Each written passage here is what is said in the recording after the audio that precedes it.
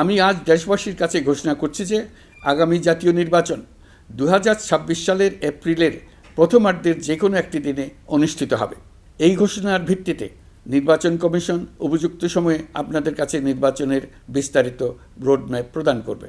আগামী জাতীয় নির্বাচন কখন হবে সে বিষয়ে সিদ্ধান্ত জানার জন্য রাজনৈতিক দল ও জনগণের মধ্যে বিপুল আগ্রহ রয়েছে। আমি বারবার বলেছি এই নির্বাচন ডিসেম্বর থেকে আগামী বছরের জুনের মধ্যে অনুষ্ঠিত হবে। এই সময়ের মধ্যে দেশের নির্বাচন উপযোগী পরিবেশ সৃষ্টির জন্য যা যা করা দরকার সরকার তাই করছে। এখানে মনে রাখা জরুরি, বাংলাদেশ স্বাধীনতার পর থেকে যতবার গভীর সংকটে নিমজ্জিত হয়েছে তার সবগুলোরই প্রধান কারণ ছিল ত্রুটিপূর্ণ নির্বাচন। ত্রুটিপূর্ণ নির্বাচন প্রক্রিয়ায় বারবার ক্ষমতা কক্ষিগত করার মধ্য দিয়ে একটি রাজনৈতিক দল বর্বর ফ্যাসিস্টে পরিণত হয়েছিল। এই ধরনের নির্বাচন যারা আয়োজন করে তারা জাতির কাছে অপরাধী হিসেবে চিহ্নিত হয়ে যায়। এমন নির্বাচনের মধ্য দিয়ে যে দল ক্ষমতায় আসে তারাও জনগণের কাছে ঘৃণিত হয়ে থাকে। এই সরকারের একটি বড় দায়িত্ব হলো একটি পরিচ্ছন্ন, উৎসবমুখর, শান্তিপূর্ণ, বিপুলভাবে অংশগ্রহণের পরিবেশে একটি নির্বাচন অনুষ্ঠান করা, এমন একটি নির্বাচন আয়োজন করা যাতে করে দেশ ভবিষ্যতে নতুন সংকটে না পড়ে। এই জন্য সবচেয়ে বেশি গুরুত্বপূর্ণ হলো প্রাতিষ্ঠানিক সংস্কার। যেই প্রতিষ্ঠানগুলো নির্বাচনের সঙ্গে সরাসরি জড়িত সেগুলোতে যদি সুশাসন নিশ্চিত করা না যায় তাহলে ছাত্র জনতার সকল আত্মত্যাগ বিফলে যাবে। সংস্কার, বিচার, নির্বাচন এই তিনটি ম্যান্ডেটের ভিত্তিতে আমরা দায়িত্ব গ্রহণ করেছিলাম। সেই বিবেচনায় আগামী রোজার ঈদের মধ্যে সংস্কার ও বিচারের বিষয়ে আমরা একটি গ্রহণযোগ্য জায়গায় পৌঁছতে পারব বলে বিশ্বাস করি। বিশেষ করে মানবতা বিরোধী অপরাধের বিচার, যা কিনা জুলাই গণ অভ্যুত্থানের শহীদদের প্রতি আমাদের সম্মিলিত দায়, সেই বিষয়ে আমরা দৃশ্যমান অগ্রগতি দেখতে পারব। এতে আমাদের উপর আপনাদের অর্পিত ম্যান্ডেট ন্যূনতম হলেও বাস্তবায়ন করে যেতে পারব। সেই বিবেচনায় ও ইতিহাসে সবচেয়ে অবাধ, সুষ্ঠু, প্রতিদ্বন্দ্বিতামূলক ও গ্রহণযোগ্য নির্বাচন আয়োজনের জন্য সকল পক্ষের সঙ্গে আমরা আলোচনা করেছি।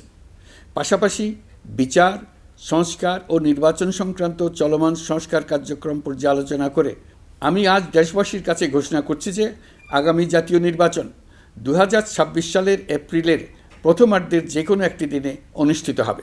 এই ঘোষণার ভিত্তিতে নির্বাচন কমিশন উপযুক্ত সময়ে আপনাদের কাছে নির্বাচনের বিস্তারিত রোডম্যাপ প্রদান করবে। আমরা এমন নির্বাচন চাই যা দেখে অভ্যুত্থানের শহীদদের আত্মা তৃপ্তি পাবে, তাদের আত্মা শান্তি পাবে।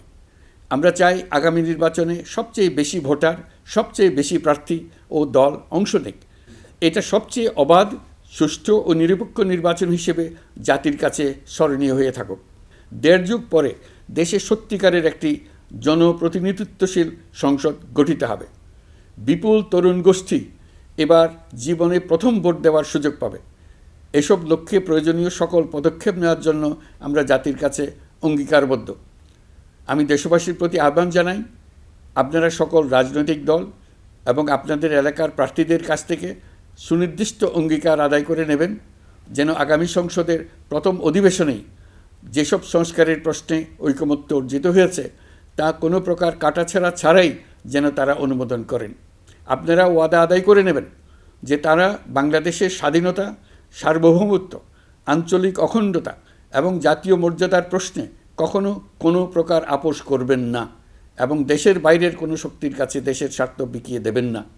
আপনারা তাদের কাছে সুনির্দিষ্ট প্রতিশ্রুতি আদায় করে নেবেন এই মর্মে যে তারা কখনোই কোনো অবস্থাতেই আপনাদের গণতান্ত্রিক অধিকার ও মানবিক মর্যাদার ক্ষুণ্ণ করবেন না। আপনারা তাদের কাছে অঙ্গীকার আদায় করে নেবেন যে তারা সম্পূর্ণ সততা ও স্বচ্ছতার সাথে দেশ পরিচালনা করবেন এবং সকল প্রকার দুর্নীতি, দলীয়করণ, টেন্ডারবাজি, সিন্ডিকেটবাজি, চাঁদাবাজি, সন্ত্রাসী কর্মকাণ্ড ইত্যাদি গণবিরোধী কাজ থেকে নিজেদেরকে সম্পূর্ণভাবে মুক্ত রাখবেন।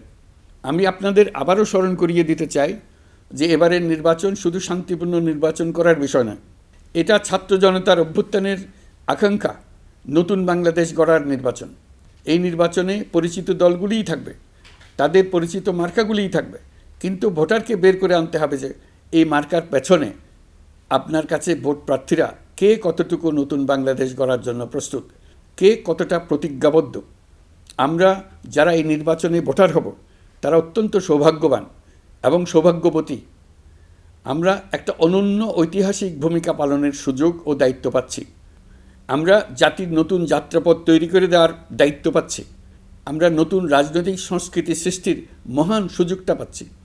আমাদের সুচিন্তিত ভোটের মাধ্যমেই নতুন বাংলাদেশ নির্মিত হবে। শহীদদের রক্তদান সার্থক হবে। আশা করি বিষয়টা নিয়ে চিন্তাভাবনা করেই সবাই ভোট কেন্দ্রে যাব এবং দৃঢ়প্রত্যয়ে ভোট দেব। এখন থেকে ভাবনা চিন্তা শুরু করুন, আলোচনা শুরু করুন। এখন থেকে আপনাদের ভোটের গুরুত্বটা বুঝে নিন। আপনার এবারের ভোটের গুরুত্ব ঐতিহাসিক মানদণ্ডে দেখা হবে। প্রিয় দেশবাসী, আমাদের সবসময় মনে রাখতে হবে, পতিত ফ্যাসিবাদ ও তার দেশি বিদেশি দোসররা নতুন বাংলাদেশ গড়ার সম্মিলিত প্রচেষ্টাকে পদে পদে বাধাগ্রস্ত করার চেষ্টা চালিয়ে যাচ্ছে। তারা নানামুখী অপপ্রচারে লিপ্ত। তারা সবসময় চাইবে জুলাই অভ্যুত্থানের মাধ্যমে তৈরি হওয়া জাতীয় ঐক্যের শক্তিকে পরাভূত করতে, গণতান্ত্রিক আকাঙ্ক্ষা বাস্তবায়নের প্রচেষ্টাকে লাইনচ্যুত করতে এবং বাংলাদেশকে পুনরায় করায়ত্ত করতে। আমি আগেও বলেছি, আজ আবারও বলছি, আমরা একটা যুদ্ধ অবস্থায় আছি। এখন আমাদের একতাবদ্ধ থাকতে হবে যে কোনো মূল্যে। পরাজিত শক্তি এবং তাদের সহযোগীরা ওত পেতে বসে আছে আমাদের ছোবল মারার জন্য, আমাদের অগ্রযাত্রাকে রুখে দেওয়ার জন্য। আমরা তাদের কিছুতেই এই সুযোগ দেব না। আসুন আমরা আমাদের সম্মিলিত প্রচেষ্টায় প্রিয় মাতৃভূমির স্বাধীনতা, সার্বভৌমত্ব, আঞ্চলিক অখণ্ডতা ও জাতীয় মর্যাদার বিরুদ্ধে যে কোনো আঘাত প্রতিহত করার উদ্দেশ্যে প্রতিরোধের ঐক্যবদ্ধ সুদৃঢ় প্রাচীর গড়ে তুলি।